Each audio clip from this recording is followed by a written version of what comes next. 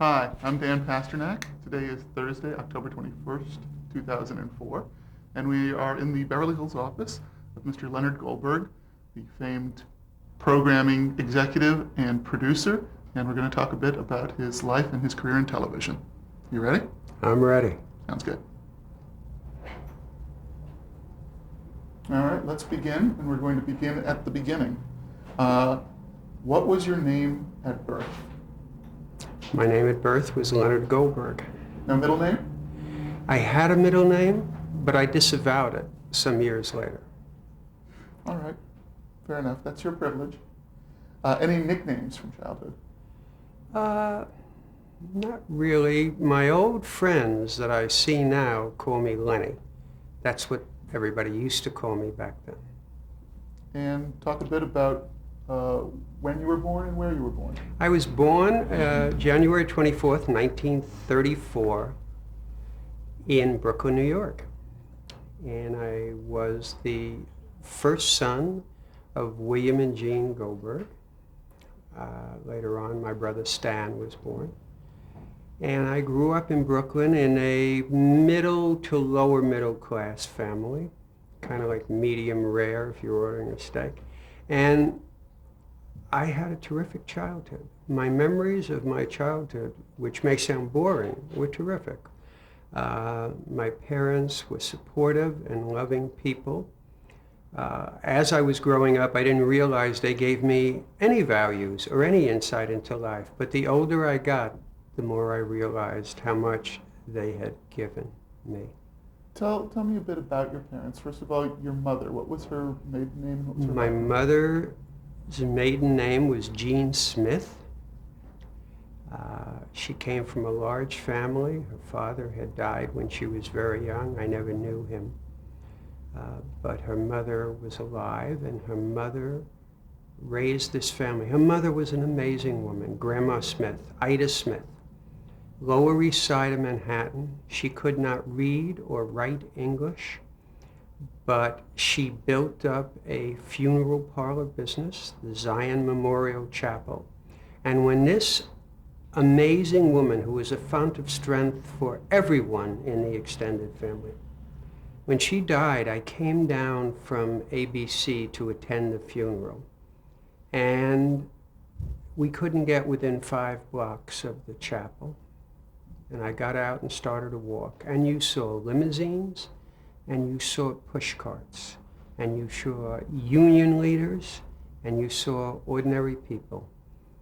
She touched so many lives. She was like a legend on the Lower East Side. And it was really amazing, and I thought, what a great tribute to her, to this woman. So she was quite a character. And this was your mother's mother? Yes. Yes, as I said, her father had died before I was born, so I didn't know him. And talk a bit about your mother. My mother was one of those people who thought good about everybody. She thought the world was wonderful. She would say every day, "What a glorious day." And that's the way she went through life. She didn't have much, but she was happy. And as I said, Hitler she wasn't sure about, but she wanted to hear more about him. But that was the only person. No matter what befell her, she always looked at the bright side. My father wasn't the same way. He saw a somewhat darker side of life, perhaps more realistic side of life. He was much more forceful. My mother was kind of stayed in the background. She would settle disputes with my father. When my brother and I had problems, she would be the peacemaker. She would come in. But my father and mother both gave me a lot of basic values that, as I say, I didn't realize they gave them to me. But as I got older, and as my wife and I had our daughter Amanda, and I heard myself speaking to her, I thought, I sound a lot like my father. He gave me a very strong work ethic. That was very important. Education was very important to him. He only had a high school education. He wanted me to know who I was and where I came from. Religion was important to him. We went to temple. I went to Hebrew school. I was bar mitzvah, and that was important to him. He told me, no matter what happens, never become, in his words, a big shot or a show-off. He didn't like that. If there were people who behaved that way, he frowned upon them. He said, don't ever become like them. He also taught me that anti-Semitism is never far below the surface.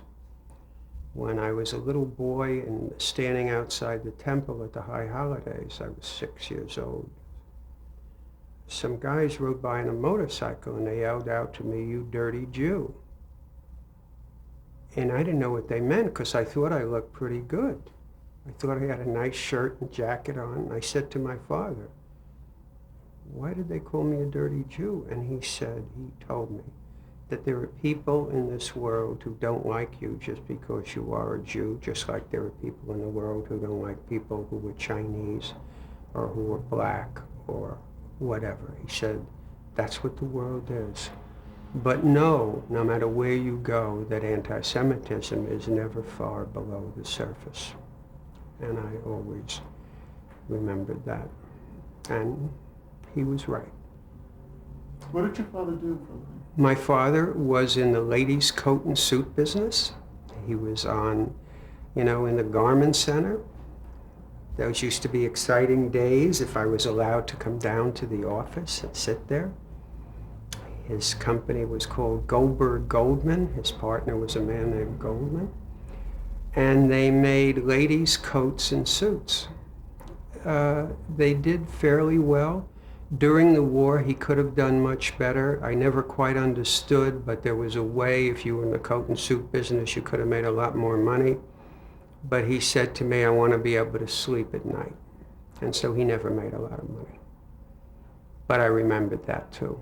I remembered that it's good to be able to sleep at night. And he and my mother put my brother and I first. They didn't care what they had, but we had to be taken care of first. In terms of clothes, in terms of being able to go to a movie or something. They didn't buy new clothes, but they wanted us to have new clothes. That I also subconsciously got, because I find myself doing the same thing with my daughter, albeit at a somewhat different level, but it's the same thing. And probably the most profound lesson he taught me when I was just starting out and I still lived at home. I got up one night in our small apartment and I was walking to get a glass of water from the kitchen and I heard a noise in the living room. And I looked in and there was a shape. It was my father in his pajamas and his robe. He always dressed. He taught me how to dress too. And he was crying. He was staring out the window and crying. And I went over to him. I said, "Are you okay, Dad?" "Yeah." "What's the matter?" He said, "We're going to have to close down the business. The women we sell to don't buy coats and suits anymore. They buy raincoats and they buy separates. They buy blouses and skirts. And so we don't have a business anymore. And what am I going to do at my age? Where am I going to get a job? Who's going to hire me? What's going to happen to our family? What's going to happen to your mother? It's the man's job to take care of the family." So I just held him. And he quieted down and went back to bed. But that image, it's as if it happened yesterday, because I always thought to myself, I'm never going to be in that position, that vulnerable position, how it took the heart out of him.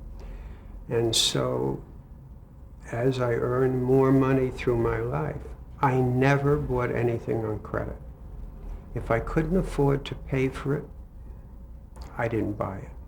Whether it was a tie or a house. crazy, business manager said to me, credit, that's what our country is built on, credit, not for me. I always wanted to know that everything I had was mine. And I always put money in the bank. And that was a very profound lesson for me. It never left me. And also years later, when Aaron and I were talking one night and thinking about something new to do, I came up with the idea to do family. Because there was no show on television that had just those little problems. Not anybody being kidnapped and held for ransom, but just what happens to a family when a guy loses his job or the mother gets sick. The real stuff of life. The real stuff of life, exactly. Those little moments. So that was a very vivid experience for me. And I was so glad years later when I could call my dad, who had a very hard time after that, and say to him, I can take care of you now. You don't have to do anything. It was one of the greatest moments of my life. Sure. So now talk about what kind of a kid you were. Hobbies, interests, what kind of student you were. I was not a good student. I was an average student. I guess if I had gone to Yale, they could have said he got gentleman C's. But I was not a great student. But for some reason, in those days when I went to grade school, I guess if you could do passable work, they put you in the rapid advancement classes, which to my parents was a sign of honor. That was fantastic. And so I went rapidly through school. In retrospect, I wish I hadn't, because I was so young. I went to college when I was just 16. And the difference between a 16-year-old guy and an 18-year-old guy is like I was their kid brother.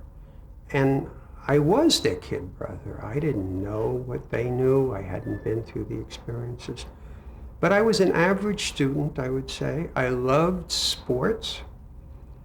I was only proficient at basketball. Not Kobe Bryant, but good enough so I could play a little bit, and I loved that. But I loved all sports. I loved watching. And the other activity I loved was reading, because reading allowed me to go places I could never go. It showed me the world. It also, early on, I could get lost in a book. I was with Marco Polo when he went on his adventures. And early on, I liked that. I liked being lost in another world. I liked being able to transport myself to another world. And fortunately, I didn't know I had this ability, but I was able to read very quickly and remember everything I read, which didn't help me at all, except, I don't know where it would help, except in this business later on. Because when I went to college, the first day they brought all the freshmen in this big room and they handed out these booklets and they said, start reading. So we started reading. And I looked over to the guy next to me. First of all, I was a public school kid from the Utrecht High School in Brooklyn. I was the first kid in my entire neighborhood who went to an out-of-town school, and here I was at the Wharton School at the University of Pennsylvania. Very prestigious.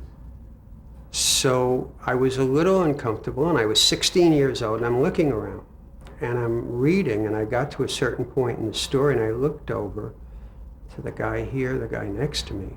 They were all way behind me.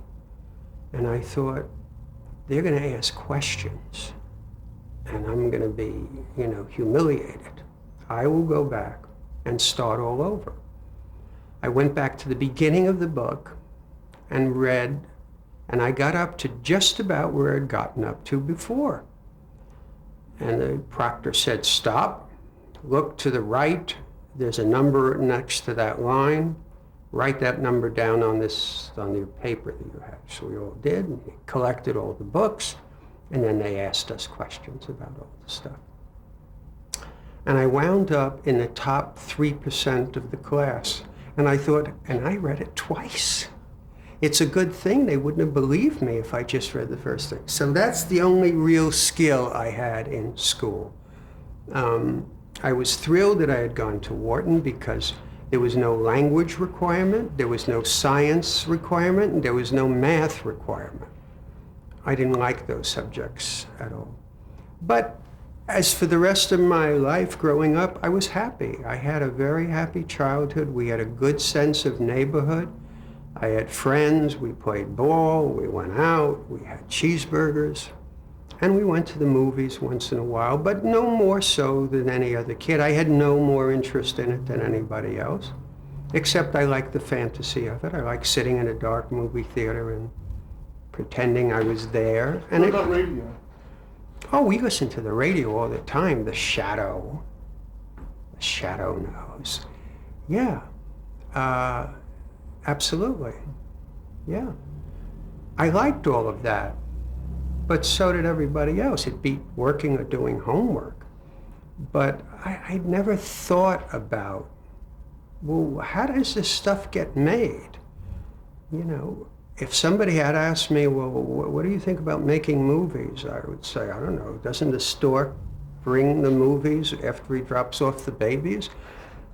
That's what I thought about it. I mean, I was not that interested in the process at all, at all. Now, when did you first see television? I know we had the first television set in our apartment building because it was black and white. I guess it was it a Dumont or something? But I remember, because people used to come and sit in the apartment and we would watch the few shows that were on. Do you remember what any of those shows were? Kukla, Fran, and Ollie, I remember. I remember my parents would watch Milton Berle, the Texaco, I think. But that was a long time ago, so it's nothing particularly stands out, though. When I saw something, I went, wow. So you don't recall being especially excited or impressed by the medium? No. It was just a new thing and someone Yeah, had it was cool, and if there was going to be sports on, boy, that would be great. Yeah. But no, not really then. It wasn't until much later. Now, coming out of Wharton, what did you want to do? What were you thinking about doing at that point in your life? Oh, I wanted to be the man in a gray flannel suit. I wanted to be, that character in Sloan Wilson's novel and the movie.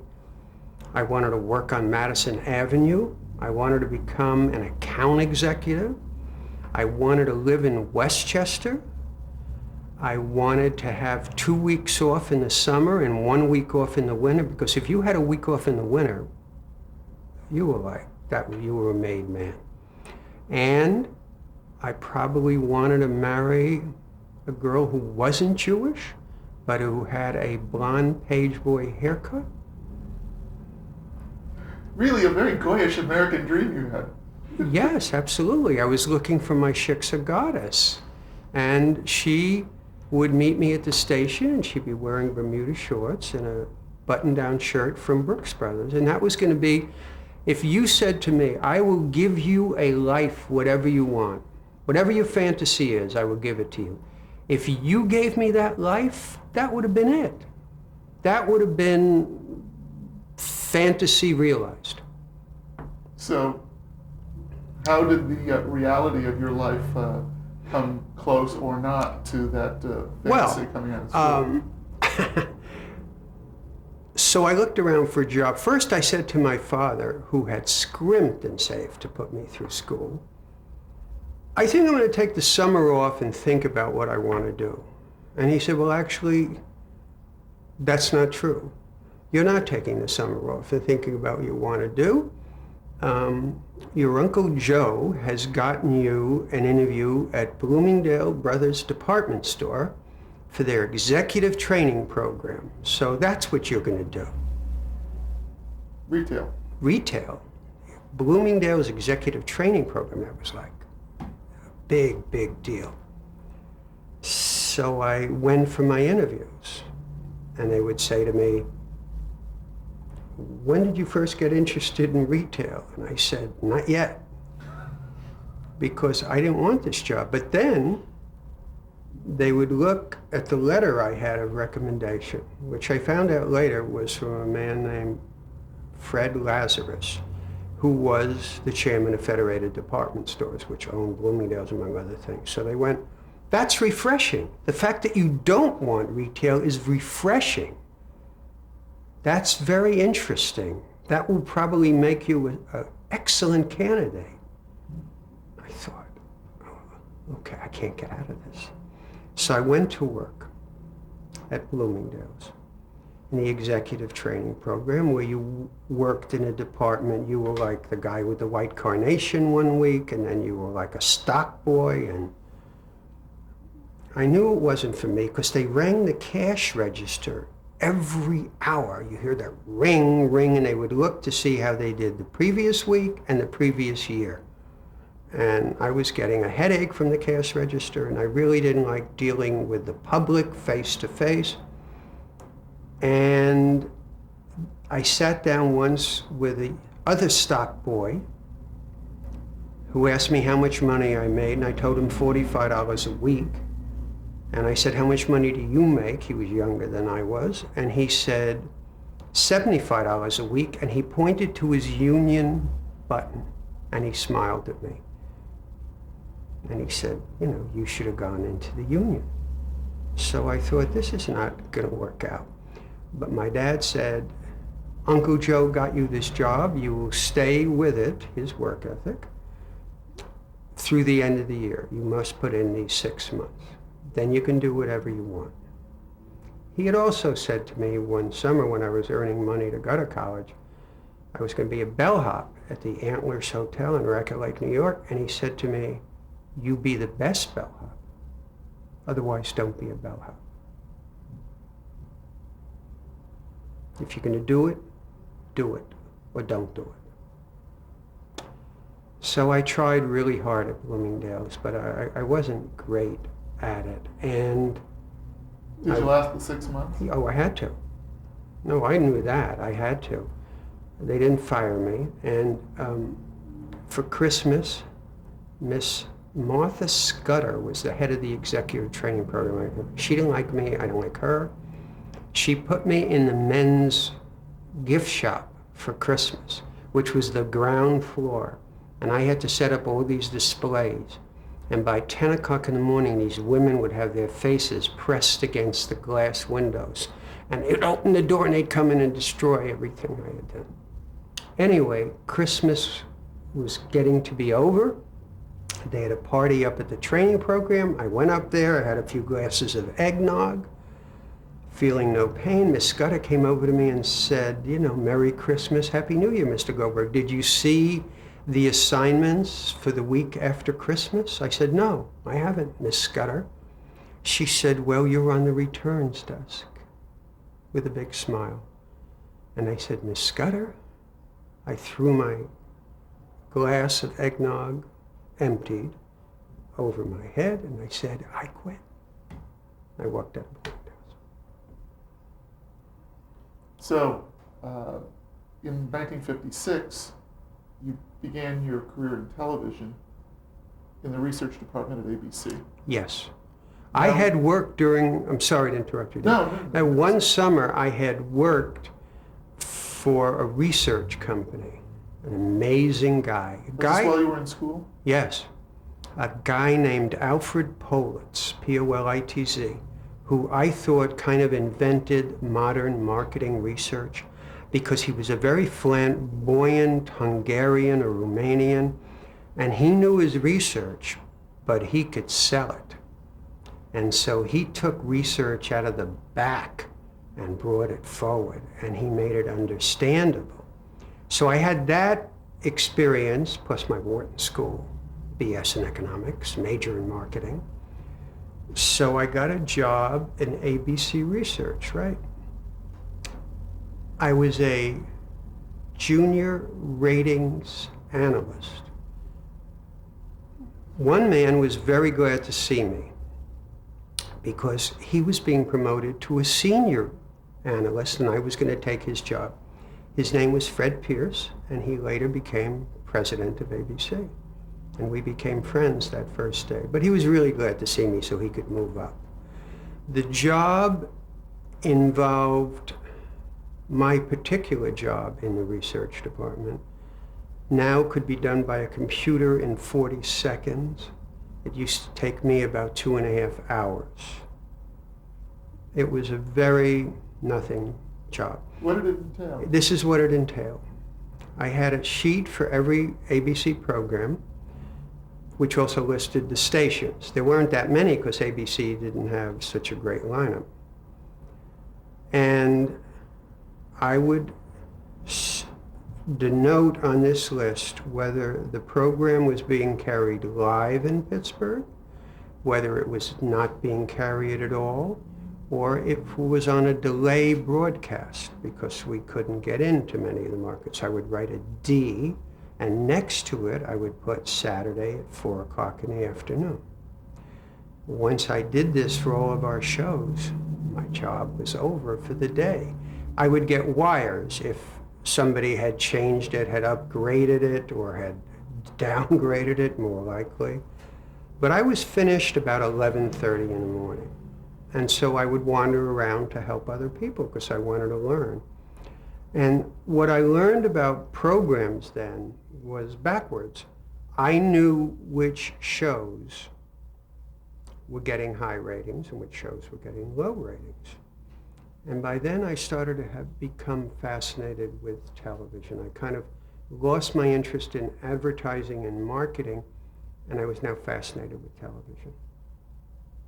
And I wanted to know why people watched one show and not another. Do you remember what some of the shows were on the air at ABC at that time? God, I don't really remember. I mean, what was the state of the network at the time? It was kind of in its infancy. It was in its infancy. If we were the third network, but it was like the first two networks were on the 88th floor and we were in the basement. The research department was over a supermarket on Broadway. It was. That's where we were. I mean, they didn't have a lot of money. So what I would do is I would watch shows and I would say, well, I think this is a good show. And then I would see the ratings and go, gee, it's not getting good ratings. Why? I tried to figure out backwards why shows were successful. I also started to learn who did shows. TV Guide became my Bible. I would look up in TV Guide who wrote the show. They would list what the episode name was, who the actors were. And that's when I started to teach myself that side of the business backwards. And after a while, certain names became more prominent than others, and I started to teach myself the business through the ratings, not through the creative process, but through the research process. And then I got to do some sales promotion pieces. I helped Fred with those, and so we would have to take rayon and make it look like silk.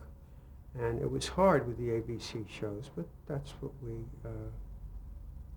try to do. And then Fred was making $15 a week more than me. I'm sorry, I'm being told we have to change tapes. I'm going to